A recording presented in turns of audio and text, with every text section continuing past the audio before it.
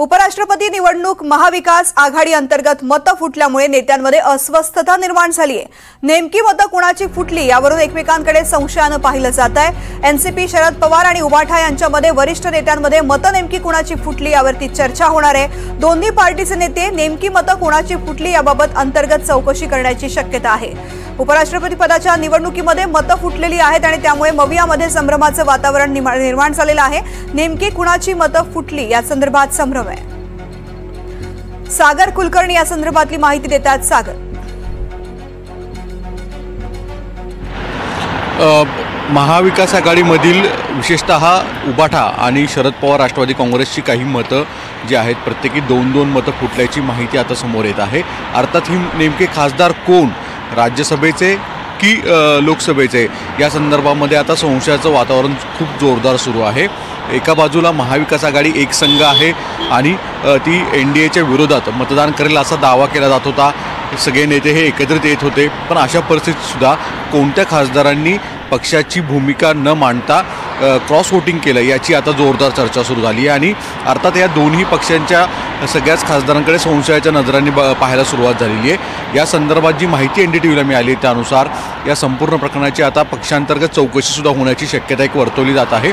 दोन्ही पक्षाचे काही प्रमुख नेते जे आहेत ते देखील या बाबतीत संवाद करत आहेत की नेमके खासदार कुठले फुटलेले आहेत। काही खासदारांची टर्म संपती, असे काही खासदार आहेत का, काही खासदारांनी काही इतर प्रलोभनाच्या निमित्तानं किंवा भविष्यातलं राजकारण डोक्यात घेऊन क्रॉस वोटिंग केलं आहे का, असे तर्कवितर्क आता लावले जात आहेत। आणि या संपूर्ण प्रकरणाची आता चौकशी पक्षांतर्गत सुद्धा होण्याची एक शक्यता वर्तवली जात आहे। पुढच्या काही दिवसात या दोन्ही पक्षाचे काही प्रमुख नेते याबाबतची भेटी घेऊन चर्चा देखील करणार असल्याची माहिती आता उपलब्ध होती।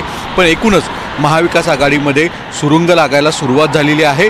कुठे ना कुठेतरी पक्षांतर्गतच क्रॉस वोटिंग होणं याचा अर्थ पक्षाच्या प्रमुखांचा, पक्षाच्या नेत्यांचा आदेश न पाळणं इथपर्यंत जर खासदारांची मजल जात असेल तर मग भविष्यात काय मांडून ठेवलं आहे याविषयी एक चिंता निर्माण झालेली आहे। आणि दुसरीकडे महाविकास आघाडीतल्याच खासदार एकमेकांकडे संशयाच्या नजरेने पाहत आहेत, हे देखील एक डोकेदुखी वाढताना दिसून येत आहे। निश्चित सागर, धन्यवाद संपूर्ण माहिती करता। तर उपराष्ट्रपती पदाच्या निवडणुकीमध्ये महाराष्ट्रामधून एकही मत फुटलं नाही। मतं फुटली म्हणणाऱ्यांचा मेंदू गुडघ्यातही नाहीये असं संजय राऊत यांनी म्हटलंय। महाराष्ट्रामधून एकही मत फुटलं नाही असा दावा खासदार संजय राऊत यांनी केलेला आहे। मतं फुटली म्हणणाऱ्यांचा मेंदू गुडघ्यातही नाही अशी टीका त्यांनी केली आहे। आपण म्हणतो की क्रॉस शूटिंग झालंय, 10-12 काय असेल ते झालं असेल। साधारण ज्याच्या हातात सत्ता आहे, प्रचंड ताकद आहे, पैसे आहेत, त्यांना फक्त 10 मतं तिकडे तिकडे करता आली आणि ही 10 मतं कोणती असावीत साधारण आम्हाला अंदाज पहिल्यापासून होता। आम्ही नाराज नाही, आम्ही निराश नाही, आम्ही लढलो आणि 300च्या आकडावरती आम्ही थांबलो। हा आकडा लहान नाही, संसदेत 300 हा विरोधी पक्षाचा आकडा एकत्रित हा लहान नाही, हा सुद्धा आकडा मोठा आहे। सोलापूरच्या कुर्डूमधील मुरुम प्रकरणी अजितदादांच्या 2 पुतण्यांची 2 मतं पाहायला मिळतात। दिलगिरी व्यक्त तरी सुद्धा जाणून बुजून मीडिया ट्रायल सुरू असल्याचं रोहित पवार यांनी म्हटलंय। अजितदादा जे बोलले ते चुकीचं बोलले असं युगेंद्र पवार यांनी वक्तव्य केलंय। रोहित पवार पाठीशी आहेत तर युगेंद्र पवार मात्र विरोधातच असल्याचं दिसून येत आहे।